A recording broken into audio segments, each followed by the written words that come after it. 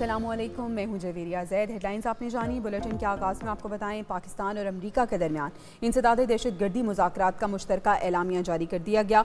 दोनों ममालिक ने TTP और दीगर कलअदम तंजीमों के खिलाफ कार्रवाई जारी रखने का फैसला किया।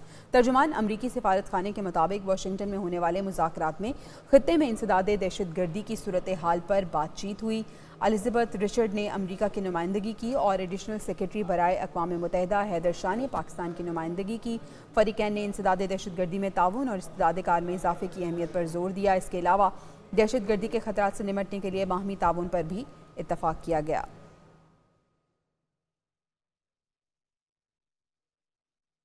वफाकी हुकूमत ने आज़ाद कश्मीर के मसाइल के हल के लिए 23 अरब रुपए की मंजूरी दे दी है, जिसके बाद बिजली और आटे की कीमतों में कमी कर दी गई है।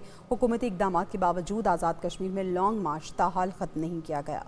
वफाकी हुकूमत ने आज़ाद कश्मीर में मुजाहिरीन के मुतालबात मान लिए, लेकिन एहतजाज ताहाल जारी। मामले पर वज़ीर-ए-आज़म शहबाज शरीफ की ज़ेर सदारत खुसूसी इजलास हुआ, जिसमें वज़ीर-ए-आज़म आज़ाद कश्मीर, काबीना अरकान और सियासी क़यादत ने शिरकत की।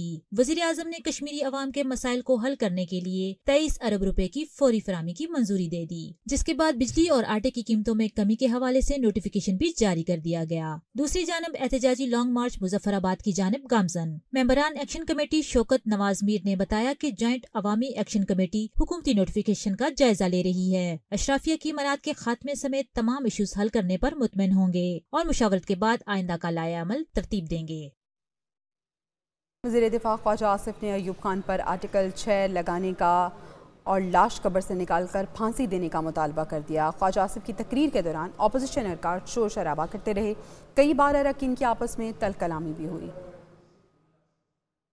कौमी असम्बली के इजलास में वज़ीर दिफा ख्वाजा आसिफ ने सदारती खिताब पर बहस में हिस्सा लेते हुए कहा कि PTI हुकूमत ने मेरे खिलाफ आर्टिकल 6 लगाने का फैसला किया। आइन की खिलाफ वर्जी करने वालों पर आर्टिकल 6 लगाने की हिमायत करता हूँ, लेकिन इसका आगाज अयूब खान से होना चाहिए। मैं बिल्कुल हिमायत करता हूँ कि आर्टिकल 6 जो है जरूर लगना चाहिए। एक जाली फील्ड मार्शल ने, अयूब खान ने, जिसने पहला मार्शला लगाया था, उसकी भी ये मैयत जो है कब्र से निकाल के उसको फांसी पे चढ़ाना चाहिए। आर्टिकल 6 वज़ीर दिफा ख्वाजा आसिफ की तकरीर के दौरान अपोजिशन बेंचेस की जानिब से ऐवान में शोर शराबा किया गया, जिस पर ख्वाजा आसिफ ने तंज़िया जुमले इस्तेमाल किए। स्पीकर सरदार अयाज सादिक भी अपोजिशन अरकान को खामोश कराते रहे। Kindly order in the house.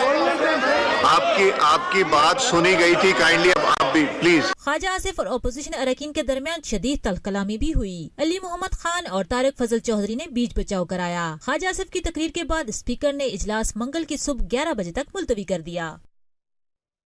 जब आइन पर अमल नहीं करना तो इसे बनाया ही क्यों? सरबराह जमीयत उलमा इस्लाम मौलाना फजलुर रहमान ने ये अहम सवाल उठा दिया। फैसलाबाद में गुफ्तगू करते हुए बोले कि मुल्क का निज़ाम इस वक्त ठीक नहीं है। इदारों को अपनी आइनी हदूद में रहकर काम करना चाहिए। पीपल्स पार्टी आइनी ओहदे भी ले रही है और कहती है कि हम हुकूमत में नहीं हैं।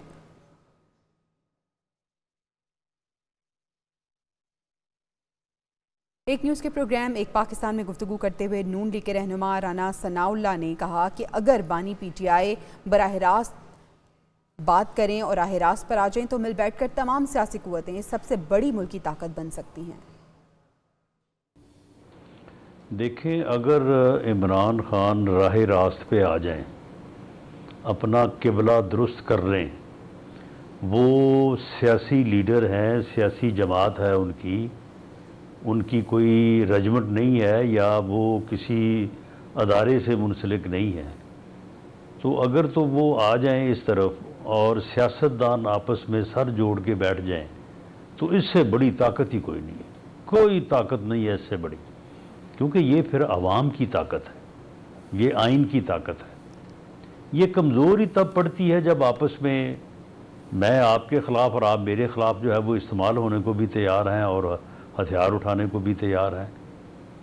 तो इसी वजह से जो है वो फिर ये सारी चीज़ें जिसके आपने भी हवाले दिए, हम भी कभी बात करते हैं कभी नहीं करते, लेकिन उसकी बुनियादी वजह जो है वो यही है, सियासतदानों का जमहूरी रवैयों से हटना, इक़्तिदार के लालच में जो है वो हर काम कर गुजरने के ऊपर आमादा रहना।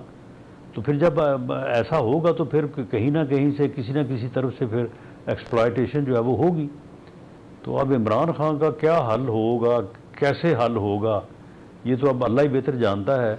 अच्छा, बाकी मुझे तो उससे कोई उम्मीद नहीं है कि वो इस रास्ते पे आ जाएंगे।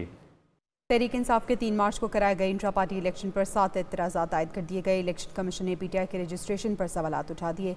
ECP की जानिब से कहा गया कि इलेक्शन एक्ट सेक्शन 208(1) के तहत इंट्रा पार्टी इलेक्शन 5 साल में नहीं कराए।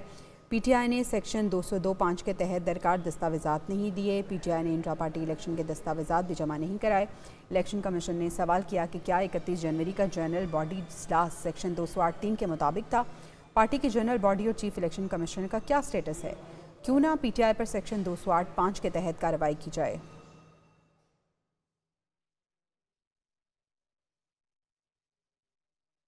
अपोजिशन रहनुमा शेख वकास अकरम पब्लिक अकाउंट्स कमेटी की चेयरमैनशिप से लाइन निकले। कहते हैं कि किसी ने नहीं बताया कि मैं PIC का चेयरमैन हूँ। शेर अफजल मरवत जो कह रहे हैं उसका जवाब वो खुद देंगे। आपको पब्लिक अकाउंट कमेटी की चेयरमैनशिप है? मेरे इल्म में नहीं है बेटा, मुझे किसी ने इन्फॉर्म नहीं किया अभी तक। अच्छा, तो क्या ये बहस यहीं ख़त्म करते हैं। सर, शेर अफजल मरवत साहब ये कहते रहे कि पार्टी के अंदर मुझे साइड लाइन भी लगाया गया, पर्टिकुलरली PIC के मामले पर मुझे साइड पे किया गया। मेरे इल्म में ऐसी भी कोई बात नहीं है। शेर अफजल साहब जो कह रहे हैं उसका जवाब तो वही दे सकते हैं ना। आप उनके बयान का मुझसे क्यों क्लैरिटी ले रहे हैं? नवाज शरीफ की एक बार फिर पार्टी से दर बनने की राह हमवार हो गई है। वज़ीर आज़म शहबाज शरीफ ने मुस्लिम लीग नून की सदारत से इस्तीफ़ा दे दिया।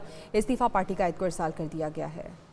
कायद नून लीग को एक बार फिर पार्टी सदर बनाने की तैयारियां। वजीर आजम शहबाज शरीफ ने पार्टी ओहदा छोड़ दिया। अपना इस्तीफा पार्टी कायद मियां नवाज शरीफ को इरसाल कर दिया।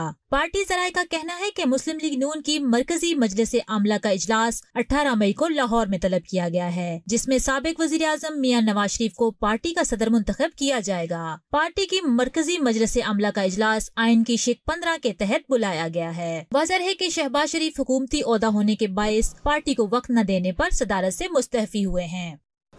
बानी PTI ने मुज़ाकरात का कहा है, डील का नहीं। बैरिस्टर गौहर अली खान की अडयाला जेल के बाहर मीडिया से गुफ्तगू।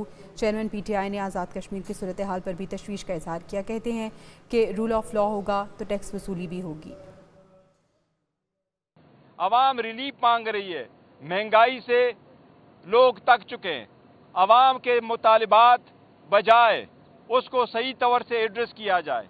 पाकिस्तान तहरीक इंसाफ अवाम के मुतालिबात के साथ खड़ी है। खान साहब ने इस पर तशवीश का इजहार किया है कि रूल ऑफ लॉ हो तो टैक्स कलेक्शन भी होंगे, इकानमी भी होगी और पॉलिटिकल स्टेबिलिटी होगी तो मुल्क की तरक्की भी होगी। इन चीज़ों के अलावा न मुल्क की तरक्की हो सकती है न मुल्क आगे की तरफ बढ़ सकता है। बानी PTI का शेर अफजल मरवत के हवाले से बयान सामने आ गया। उनका कहना था कि शेर अफजल मरवत हर दूसरे दिन किसी न किसी पार्टी लीडर पर चढ़ाई कर देता है। उसे समझाया कि जंग बाहर वालों से होती है, पार्टी में लड़ाई नहीं होती। सऊदी वक्त के दौरे पर शेर अफजल मरवत ने मुतनाज़ बयान दिया। मोहम्मद बिन सलमान ने मेरे कहने पर 2 मरतबा इस्लामी ताउन तंजीम कॉन्फ्रेंस का इनेकाद करवाया। शेर अफजल मरवत अब भी पार्टी पॉलिसी के मुताबिक चलें तो कोई मसला नहीं।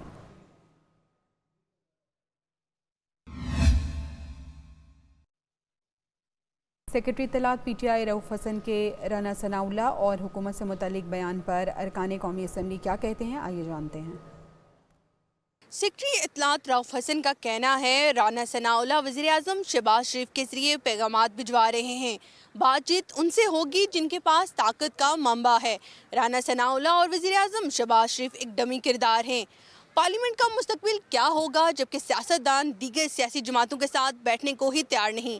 इसी हवाले से जानते हैं अरकान पार्लियामेंट की राय। तो ये सियासी पार्टियां जब इक़्तिदार में होती हैं तो उस वक्त तो कोई ना इस्टेब्लिशमेंट की बात होती है ना किसी और की होती है, उस वक्त इस्टेब्लिशमेंट के हमायती होते हैं और जब जूँ ही इक़्तिदार से उतरते हैं तो फिर इस्टेब्लिशमेंट के खिलाफ हो जाते। नहीं, वो डमी किरदारों का उन्होंने जिक्र किया है, मैंने उसकी स्टेटमेंट ज़रूर पढ़ी हुई है, लेकिन देखो एक चीज़ उसने एडमिट की है और ये अच्छी बात है जो उसने एडमिट की है, वो यही है कि हम जीते हुए वो हारे हुए। अब ये है कि रऊफ हसन के लिए हो सकता है 1-2 दिन में उनसे भी कुछ ले लिया जाए, तो हमें पता नहीं होता कि तहरीक इंसाफ में किसकी बात को सुना जाए किसकी बात को नहीं सुना जाए। बदतमीज लफ्जों की जंग होगी तो फिर बैठक नहीं होगी। मैं समझता हूँ अखलाकियात के दायरे में रह के दोनों को बात करनी चाहिए। मुज़ाकरात तो तब होंगे जब इस मुल्क में आईन व कानून की हुक्मरानी होगी।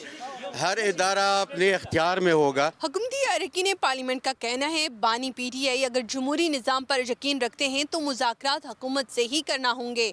अगर वो पार्लिमानी निज़ाम पर यकीन नहीं रखते और किसी और से बात करना चाहते हैं तो इसका मतलब है वो जमहूरी निज़ाम पर यकीन नहीं रखते। कैमरामैन उमर हताब के साथ Kiran Khan, parliament house, Islamabad. Adiala jail में कैदियों की मुलाकात पर 3 दिन के लिए पाबंदी आयद कर दी गई है और पाबंदी का फैसला जेल अतराफ में सिक्योरिटी खदशात के पेश नज़र किया गया। मुलाकातों पर पाबंदी का इतलाक 15 मई की रात 12 बजे तक रहेगा। पाबंदी का इतलाक IG जेल खाना जात के फैसले के बाद किया गया। जेल इंतजामिया को जेल के अतराफ में सर्चिंग करने की भी हिदायत की गई। गंदम स्कैंडल की तहकीकात का मामला लाहौर हाई कोर्ट पहुंच गया। स्कैंडल की तहकीकात NAB से कराने का मुतालबा किया गया। लाहौर हाई कोर्ट में शहरी ने दरख्वास्त दायर कर दी। दरख्वास्त में वज़ीर आज़म शहबाज शरीफ, साबिक निगरान वज़ीर आज़म अनवारुल हक काकर समेत दीगर को फरीक बनाया गया है। दरख्वास्त गुजार ने मौक़िफ़ अपनाया कि नून लीग ने पहले 2 माह 7.78 लाख मेट्रिक टन गंदम दरामद की। दायर दरख्वास्त में NAB को गंदम मेगा स्कैंडल की तहकीकात का हुक्म देने की इस्तदा की गई है। IMF ने नए टैक्स समेत 6 उमूर पर ब्रीफिंग तलब कर ली है। तनख्वाहों, पेंशन और इंडस्ट्री पर टैक्स वसूली से आगाह किया जाएगा। FBR दफातर की पेशावराना कारकर्दगी और स्मगलिंग बारे भी बताया जाएगा और ताजिर 2 स्कीम की नाकामी की वजूहात पर भी IMF को ब्रीफ किया जाएगा। ट्रैक एंड ट्रेस स्कीम को मौसर तरीके से नाफज न करने पर भी आगाह किया जाएगा। वज़ारत ख़ज़ाना और IMF के दरमियान बजट के लिए अहम अहदाफ तय हो गया है। स्टेट बैंक ऑफ पाकिस्तान से हुकूमत कर्ज नहीं लेगी। बैरूनी अदायगियाँ बिला ताख़ीर बर वक्त पर की जाएंगी। वज़ारत ख़ज़ाना और IMF के दरमियान इत्तफ़ाक़ हो गया है। FBR टैक्स रिफंड्स अदायगियाँ बर वक्त करने का पाबंद होगा। FBR शुमारियात bureau market based exchange rate की मालूमात IMF लेगा। लाहौर हाई कोर्ट का सूबाई वज़ीर इत्तलात के बयान पर इजहार बरहमी। अदालत ने रिमार्क्स दिए, वज़रा के पास कहने को और भी बहुत कुछ है, इन्हें कोई अंदाज़ा नहीं कि वो क्या कह रही हैं। हुकूमत के करने वाले काम अदालतें कर रही हैं। एडवोकेट जनरल पंजाब ने यकीन दहानी करवाई कि आइंदा कोई वज़ीर अदालती फैसलों के हवाले से बयान जारी नहीं करेगा। आलमी मंडी में खाम तेल की कीमत में बतदरीज कमी। खाम तेल $82.5 फ़ी बैरल पर पहुंच गया। 16 मई से पाकिस्तान में पेट्रोल और डीजल की कीमतें कम होने का इम्कान है। पेट्रोल की फ़ी लीटर कीमत में 12 से 14 रुपए की कमी मुतवक्के है। वफाकी वज़ीर बराए उमूर कश्मीर अमीर मकाम की सदर आसिफ अली जरदारी से मुलाकात। आज़ाद कश्मीर की मौजूदा सूरत हाल पर तबादला ख्याल। वफाकी वज़ीर ने सदर मुमलिकत को कश्मीर की सूरत हाल पर ब्रीफिंग दी। मुलाकात में स्पीकर आज़ाद कश्मीर असम्बली चौधरी लतीफ़ अकबर, चौधरी यासीन और साबिक सदर सरदार याकूब खान भी मौजूद थे।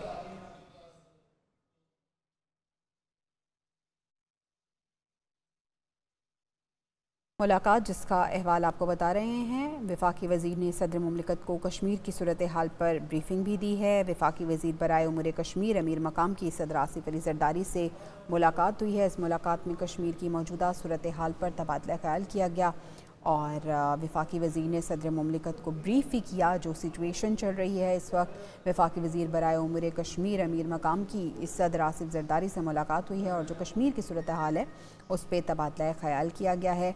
ये मनाज़िर भी आप देख सकते हैं मुलाकात के। सदर आसिफ जरदारी और अमीर मकाम की मुलाकात हुई है। मुलाकात में आज़ाद कश्मीर की जो मौजूदा सूरत हाल है उस पर गुफ्तगू हुई, उस पर तबादला ख्याल किया गया और वफाकी वज़ीर ने सदर मुमलिकत को कश्मीर की सूरत हाल पर मुकम्मल तौर पे ब्रीफ भी किया है। ये अहम मुलाकात हुई है सदर मुमलिकत की। वफाकी वज़ीर से ये उनकी मुलाकात थी। वफाकी वज़ीर बराए उमूर कश्मीर अमीर मकाम और सदर मुमलिकत आसिफ जरदारी, इनकी ये मुलाकात हुई है।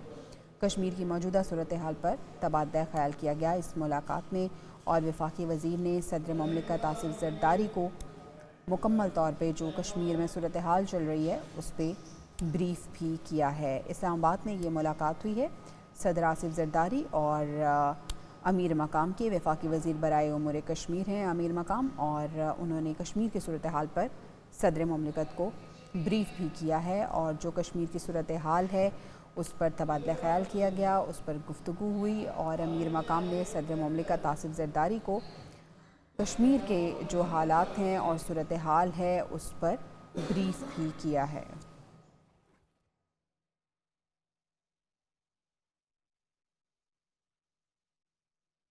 अब तक के लिए इतना ही।